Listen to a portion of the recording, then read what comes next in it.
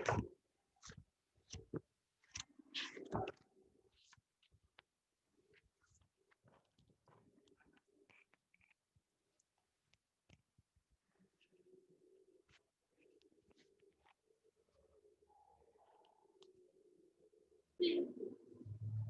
Afternoon everyone.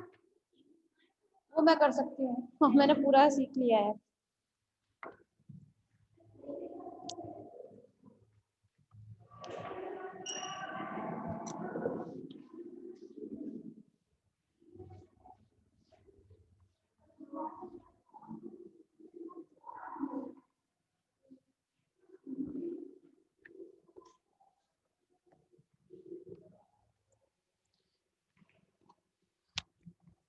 Good afternoon everyone.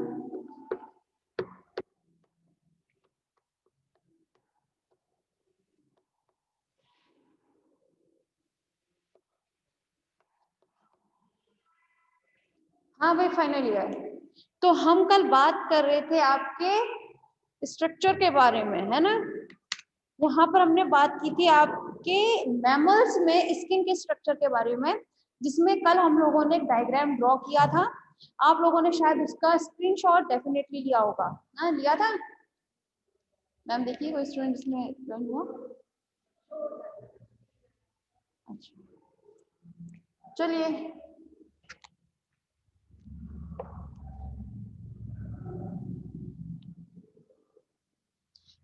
चलिए class, आप लोग अपने उसी डायग्राम में देखिए, ठीक है, जिसका आप लोगों ने स्क्रीनशॉट लिया था।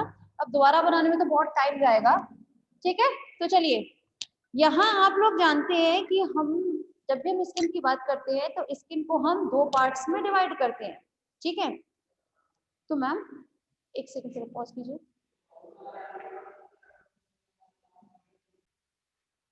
हाँ भाई, फाइनल ईयर।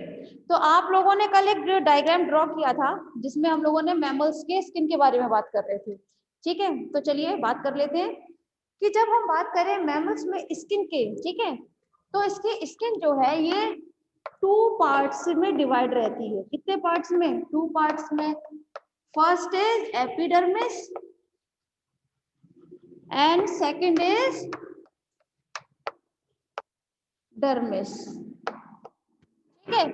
तो यहाँ आप लोग डायग्राम में देख सकते हैं कि जब हम बात करें क्लास एपिडर्मिस की, डायग्राम निकालिएगा अपना, ठीक है। हाँ, तो एपिडर्मिस जो है वो बनी होती है टोटल 4 लेयर से। कितनी लेयर्स प्रेजेंट होती है इसमें? टोटल 4 लेयर प्रेजेंट होती है, जिसमें हम सबसे ऊपर की तरफ से अगर बात करना स्टार्ट करें तो सबसे ऊपर की लेयर होती है स्ट्रेटम कॉर्नियम, उसके नीचे स्ट्रेटम लूसिडियम, उसके नीचे स्ट्रेटम ग्रेन्युलोसम, और लास्ट में होती है स्ट्रेटम जर्मिवेटम या फिर स्ट्रेटम मेलपिगियन के नाम से उसे हम जानते हैं, ठीक है। तो यहाँ पर एपिडर्मिस में कितनी लेयर्स हो गई? 4 लेयर्स हो गई। आप लोग जानते हैं कि सबसे नीचे की लेयर जो होती है, मतलब स्ट्रेटम मेलपिगियन या फिर स्ट्रेटम जर्मिवेटम की इसमें हम बात करें, तो इसकी जो सेल्स होती है क्लास, वो थोड़ी सी राउंडेड शेप में होती है। और आप लोग जानते हैं कि इन सेल्स में बराबर क्या होता रहता है? डिवीजन की प्रोसेस होती रहती है।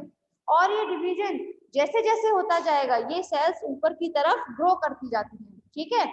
और ये सेल्स जो है वो आगे जाकर कहाँ जाएंगी? इसके ऊपर वाली लेयर में, मतलब स्ट्रेटम ग्रेन्युलोसम के बारे में हम बात कर रहे हैं। तो स्ट्रेटम ग्रेन्युलोसम जो होता है उसमें होती है टोटल 6 से 7 लेयर, 6 to 7 लेयर इसमें प्रेजेंट होती हैं। अभी थोड़ी देर पहले बताया था कि स्ट्रेटम मेलपिगियन लेयर जो है उसकी सेल्स तो थोड़ी सी राउंडेड शेप में होंगी। कैसे शेप में होती हैं? राउंडेड शेप में होंगी। लेकिन जैसे जैसे ये सेल्स डिवाइड होने की वजह से स्ट्रेटम ग्रेन्युलोसम की तरफ जाएंगी, वैसे वैसे उनका जो साइज है वो थोड़ा सा बढ़ जाएगा और ओवल शेप में हो जाएंगी। वो किस तरह की दिखने लगेंगी? हमें थोड़ी सी ओवल शेप में दिखने लगेंगी। और उसमें लेयर्स कितनी हो जाती हैं? अप्रॉक्स 6 to 7 लेयर्स हो जाती हैं। फिर इन ये जो आपकी सेल्स होती है, जो लेयर्स है, इनमें भी क्या होगा? डिवीजन की प्रोसेस होगी। और डिवीजन की प्रोसेस के बाद ये अब किस तरफ बढ़ेंगे? अपनी ऊपर से सेकंड नंबर का जो आपका लेयर है स्ट्रेटम ल्यूसीडियम की तरफ बढ़ती है। फिर इसके बाद जब आपका स्ट्रेटम ग्रेन्युलोसम में डिवीजन होता है और ये ऊपर की तरफ जैसे जैसे बढ़ती हैं वैसे वैसे इनका साइज जो है, देखिए सबसे नीचे की लेयर जो थी मेलपिगियन लेयर, उसमें सेल्स जो थी वो किस टाइप में थी, वो थी आपकी राउंडेड शेप में थी ना, एकदम गोल। लेकिन उसके बाद जैसे जैसे उनमें डिवीजन हुआ है, ग्रेनुलोसम में किस टाइप की देखने को मिली है हमें, ओवल शेप की। ठीक है, अब ग्रेनुलोसम में भी क्या होगा, डिवीजन की प्रोसेस होगी। तो डिवीजन की प्रोसेस जैसे जैसे होगी तो ये जो ओवल शेप की जो सेल्स होती हैं ये धीरे धीरे फ्लैट होना स्टार्ट हो जाती है, तो ये फ्लैट शेप में आ जाती है। ठीक है, ये सेल्स जो होती हैं ये कैसी हो जाती हैं, एकदम फ्लैट सेल्स में हो जाती हैं।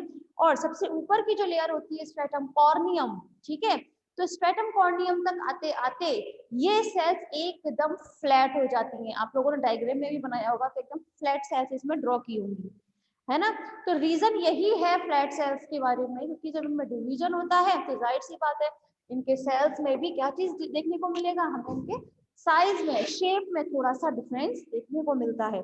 वहीं जब हम बात करें आपके सबसे फर्स्ट लेयर जो होती है, जो आउटर मोस्ट लेयर है स्ट्रेटम कॉर्नियम में अप्रोक्स होती है 8 to 10 लेयर्स।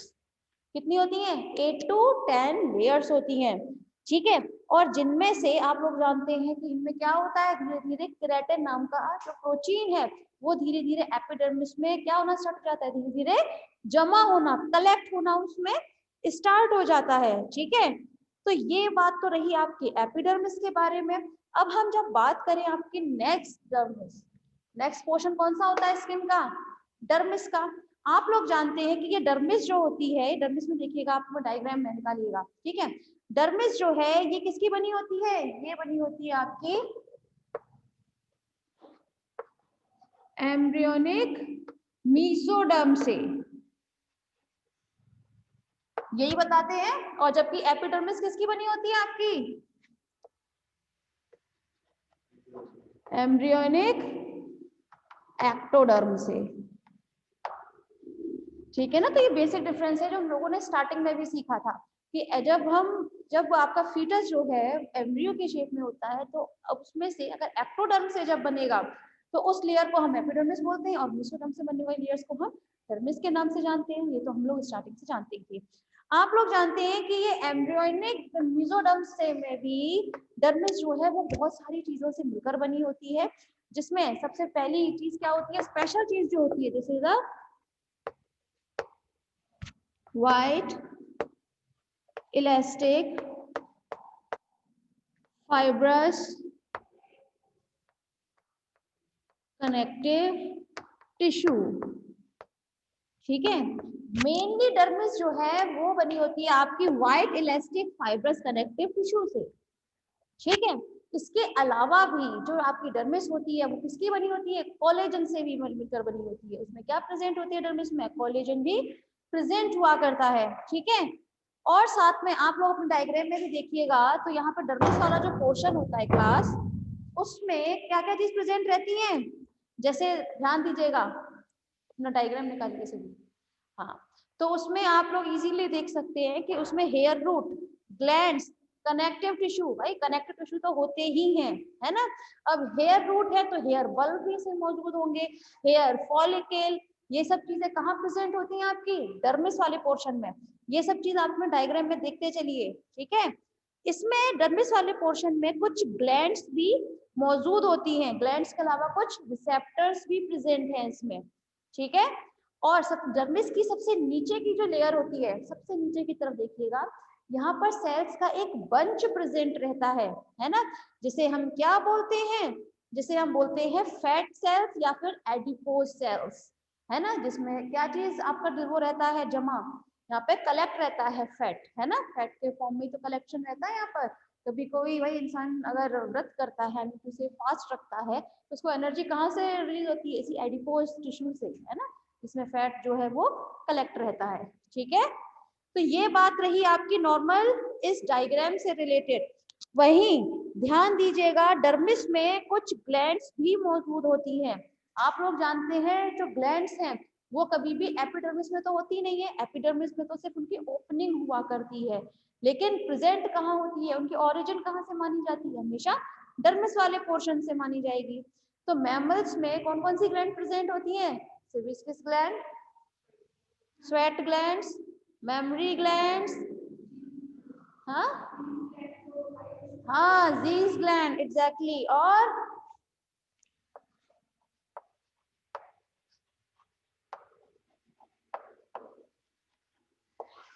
मीबोमियन सेल, ये भी प्रेजेंट रहती है, ये भी एक तरीके की ग्लैंड है, ठीक है। ये एक स्पेशल ग्लैंड आपको यहाँ बताई जा रही है। अब समझिएगा इसका मतलब क्या है। ये ग्लैंड जो होती है ये प्रेजेंट होती है, आपकी जो पलक होती है ना, ये पलक, ठीक है ना, इसके कॉर्नर में प्रेजेंट होती है ये ग्लैंड, ठीक है ना। इसे इंग्लिश में क्या बोलते हैं, आईलिड, है ना। तो आईलिड के एकदम कॉर्नर में ये प्रेजेंट रहती है, जिसका फंक्शन रहता है कि हमारी आंख का जो कॉर्निया वाला पोर्शन रहता है ना, ठीक है, इसको हमेशा वैसा रखता है, मॉइस्चर्ड रखता है।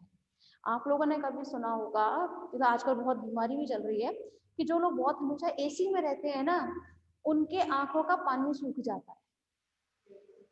सुनते हो ना, आंखों का पानी, अब आंखों का पानी कैसे कोई सूख सकता है, लेकिन जनरली ये होता है। वो क्यों होता है, क्योंकि इस ग्लैंड में, ये ग्लैंड उस वक्त एकदम वीक हो चुकी होती है।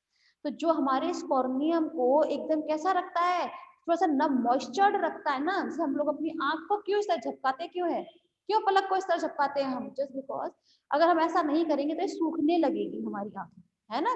तो हम हमेशा उसको इसलिए करते हैं जिससे ये थोड़ी सी मॉइस्चर्ड रहे, तो इसकी वजह से हमारी आंख जो है वो थोड़ी चीक भी रहती है, और बैक्टीरिया वगैरह से भी थोड़ी सी हमें हेल्प करती है ऐसे।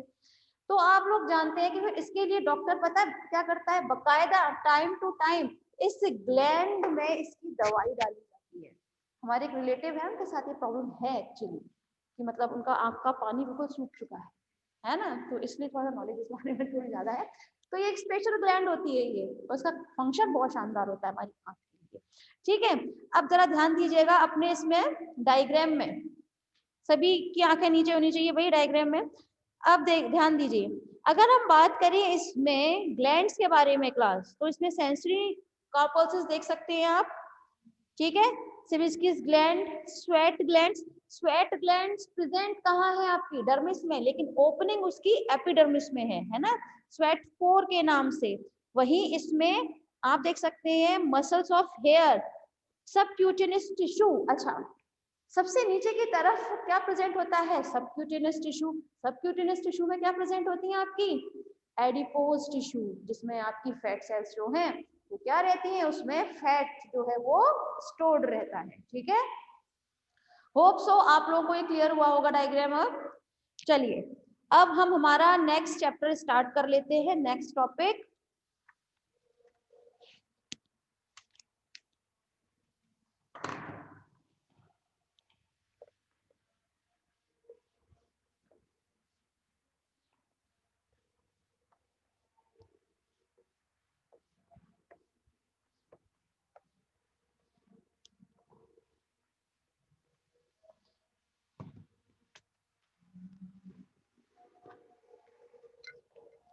नेक्स्ट टॉपिक इज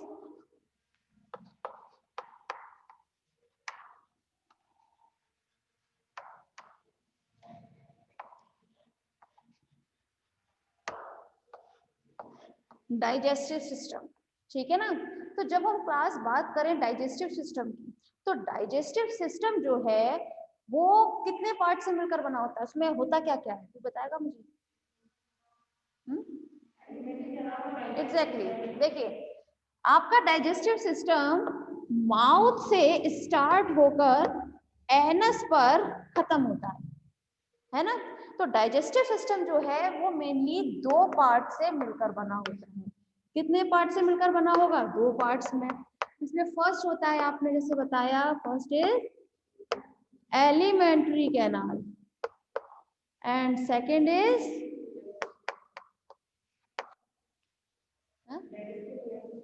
हाँ बिल्कुल सही बात है, डाइजेस्टिव ग्लैंड आप बोल सकते हैं एग्जैक्टली। डाइजेस्टिव ग्लैंड, चलिए मैं आपके डाइजेस्टिव ग्लैंड लिख देती हूँ।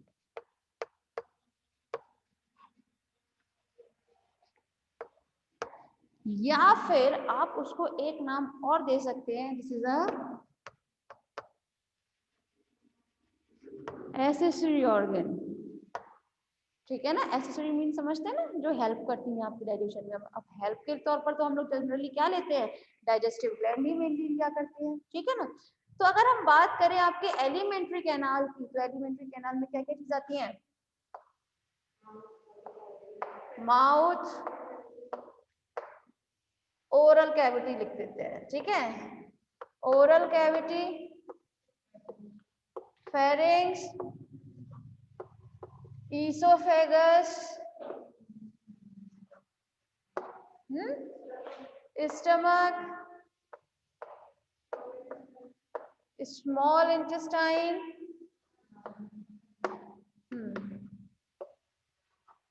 लार्ज इंटेस्टाइन, रेक्टम, एनस, ठीक है। या किसी किसी मैमल में, यहाँ पर हम सभी के मैमल्स बारे में स्टडी करेंगे, ह्यूमंस की थोड़ी ना स्टडी करेंगे, तो यहाँ पर आप रेक्टम एंड एनस की जगह आप क्लोएका वर्ड भी देखेंगे किसी किसी बुक में, है ना, लेकिन आप रेक्टम और एनस भी यूज करते हैं तो वो भी गलत नहीं, वो भी ठीक है ना। तो ये तो बात रही आपके एलिमेंट्री कैनाल के बारे में। नेक्स्ट आता है आपका एसेसरी ऑर्गन या फिर डाइजेस्टिव ग्लैंड, तो इसमें आप क्या किस किस चीज का नाम लिखेंगे? हाँ, सलाइवरी ग्लैंड्स। चलिए अब यहाँ थोड़ा सा देर रुकते हैं। सलाइवरी ग्लैंड से याद आया, हम लोगों में कितनी होती है ह्यूमंस में? तीन, तीन या तीन जोड़ी, मतलब आई मीन टू से 3 पेयर। गुड, चलिए आगे। Salivary glands and liver, pancreas,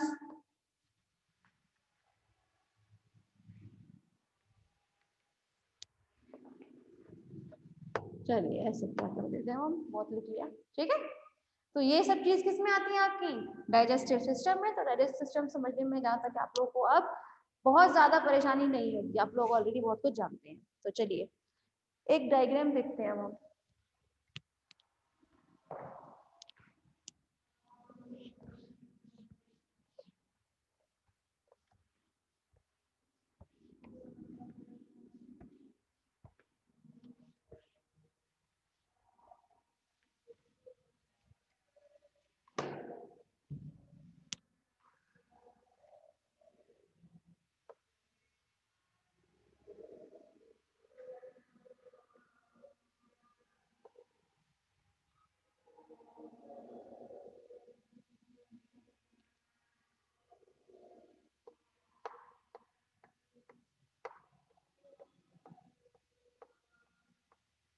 बनाते चलना सभी से।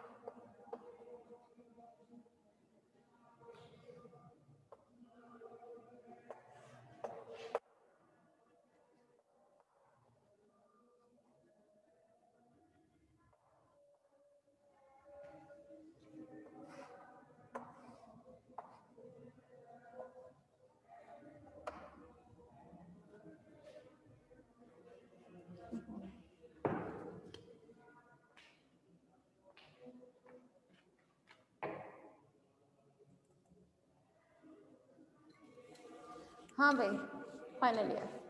तो यहाँ हम बात कर रहे हैं आपके डाइजेस्टिव सिस्टम के बारे में। तो जब हम बात करें डाइजेस्टिव सिस्टम की, डाइजेस्टिव सिस्टम में भी एलिमेंट्री कैनाल, पहले हम फर्स्ट पार्ट के बारे में बात कर लेते हैं, एलिमेंट्री कैनाल। तो एलिमेंट्री कैनाल मतलब माउथ से स्टार्ट होकर आपके एनस तक जाने वाला जो सिस्टम होता है, ठीक है ना, क्या होगा वो आपका एलिमेंट्री कैनाल में आएगा। तो एलिमेंट्री कैनाल में जनरली अगर हम बात करें तो इसके दो पार्ट में डिवाइड होती है। कितने पार्ट्स में? दो पार्ट्स में। जो एंटीरियर पोर्शन होता है उसे हम बोलते हैं स्टोमोडियम। किस नाम से जानते हैं? स्टोमोडियम के नाम से जानेंगे। वहीं जब हम बात करें इसके पोस्टीरियर रीजन की, तो एलिमेंट्री कैनाल का जो पोस्टीरियर रीजन होता है उसे हम बोलते हैं प्रोक्टोडियम के नाम से जानेंगे, ठीक है। एंटीरियर पोर्शन को किस नाम से जानते हैं? स्टोमोडियम, ठीक है। वहीं इसका पोस्टीरियर रीजन को हम जानते हैं प्रोक्टोडियम के नाम से। तो ये स्टोमोडियम एंड प्रोक्टोडियम ये जनरली कवर्ड रहते हैं आपकी एक्टोडर्म से। किससे कवर्ड रहते हैं? हमेशा एक्टोडर्म से कवर्ड रहते हैं। यहाँ पर अगर हम बात करें आपके स्टोमोडियम के बारे में, तो स्टोमोडियम में आता है आपका माउथ एंड ओरल कैविटी, या फिर आप बक्कल कैविटी के नाम से भी इसे जानते हैं, ठीक है ना। तो बक्कल कैविटी एंड माउथ किस में आता है? ये बनाता है आपका स्टोमोडियम। वहीं एनस वाला पोर्शन जो होता है उसे हम रखते हैं प्रोक्टोडियम के अंदर, ठीक है। अगर हम बात करें स्टोमोडियम एंड प्रोक्टोडियम, इन दोनों के बीच में एक स्ट्रक्चर और प्रेजेंट होता है जिसे हम बोलते हैं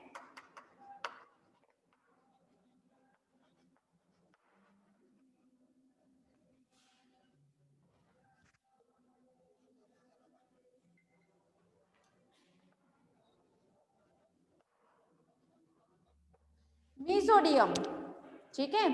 ये मीसोडियम कहाँ प्रेजेंट रहेगा? स्टोमोडियम एंड प्रोक्टोडियम इनके बीच में प्रेजेंट रहता है ये, ठीक है। लेकिन अभी थोड़ी देर पहले क्या बताया था कि इसमें स्टोमोडियम एंड प्रोक्टोडियम ये दोनों जो है वो एक्टोडर्म से कवर्ड रहते हैं, ठीक है ना। एक्टोडर्मल लेयर जो होती है उससे कवर्ड रहते हैं। लेकिन ये जो मीसोडियम होता है ये हमेशा कवर्ड रहता है आपका एंडोडर्म से। एंडोडर्म कौन सा होगा? आपके एम्ब्रोइनिक एंडोडर्म की हम लोग यहाँ बात कर रहे हैं, ठीक है। तो मीसोडर्म हमेशा किससे वो रहता है कवर्ड? आपके एंडोडर्म से, ठीक। अब हम बात कर लेते हैं मीसोडर्म में क्या आएंगे आपके oesophagus, pharynx, stomach, small intestine, large intestine, ये सब किस पोर्शन किस में आएंगे? आपकी मीसोडियम के में ही आएंगे, ठीक है। तो ये तो बात रही आपकी मेनली एलिमेंट्री कैनाल के बारे में। अब हम वन बाय वन बात कर लेते हैं, ठीक है। एलिमेंट्री कैनाल में क्या क्या चीजें आएंगी। डायग्राम तो क्लियर होगा होप सो। चलिए,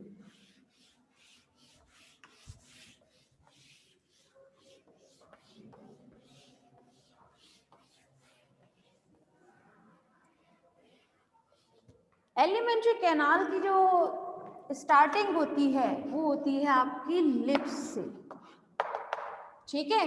तो लिप्स क्या होती है? ये हमारे माउथ पर आपके आउटर एंड जो आउटर मोस्ट लेयर पर क्या प्रेजेंट रहते हैं? ये आपके लिप्स प्रेजेंट रहते हैं, ठीक है ना, जो आपकी बक्कल कैविटी के बाहर की तरफ प्रेजेंट होंगे, ठीक। वहीं नेक्स्ट इज वेस्टिब्यूल। वेस्टिब्यूल कहाँ प्रेजेंट होते हैं?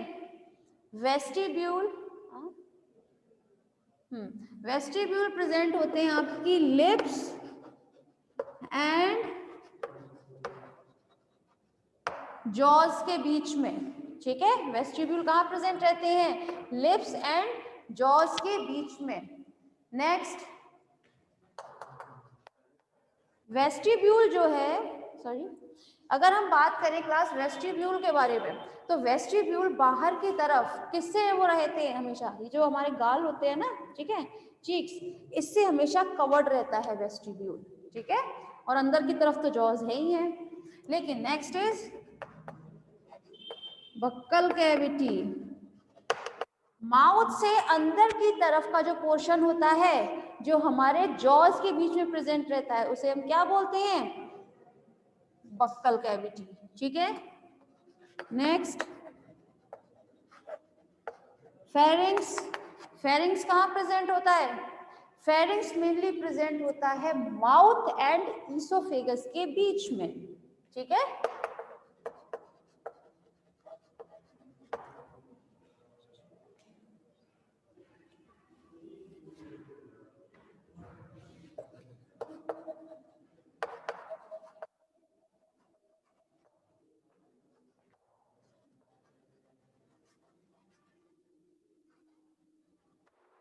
ठीक।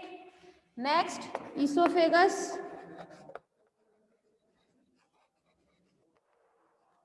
ईसोफेगस जो है ये जनरली आपके फेरिंग्स को